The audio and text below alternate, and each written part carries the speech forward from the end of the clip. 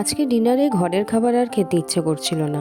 তার জন্য মনোজকে বললাম যে ডিউটি থেকে আসার সময় বিরিয়ানি নিয়ে এসো। আর আমরা তমলুকে যে অ্যাপার্টমেন্টটায় থাকি তার গ্রাউন্ড ফ্লোরেই রয়েছে রেস্টুরেন্ট, আর সারা তমলুকের মধ্যে এই রেস্টুরেন্টের বিরিয়ানি আমাদের পছন্দের।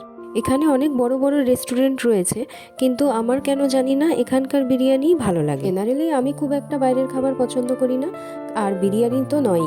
তার কারণ আমি নিজেই যে বিরিয়ানিটা বাড়িতে বানাই সেটাই আমার বেশি ভালো লাগে। হঠাৎ করে বিরিয়ানি খেতে ইচ্ছে হলো, তার যথেষ্ট কারণ রয়েছে। তার কারণ আজকে দুপুরের খাবারে ছিল বাটা মাছের ঝোল।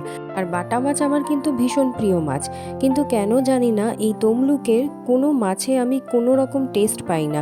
আর এক্স্যাক্ট কী কারণ সেটা কিন্তু আমার জানা নেই। হতে পারে জলের হেরফেরের জন্য মাছের টেস্ট থাকে না, নাকি এখানকার মাছে প্রচুর কেমিক্যাল ইউজ হয় সেই কারণে টেস্ট থাকে না, ঠিক বলতে পারবো না। তবে এখানকার মানুষের মুখে শুনেছি এখানে যে ময়না বলে যে জায়গাটি রয়েছে সেখান থেকে মাছ আসে, আর ওই ময়নাতে নাকি প্রচুর কেমিক্যাল দিয়ে মাছ চাষ করা হয়। আর সেই কারণেই হয়তো এখানকার মাছের না আছে কোনো টেস্ট, না আছে কোনো মাছের গন্ধ।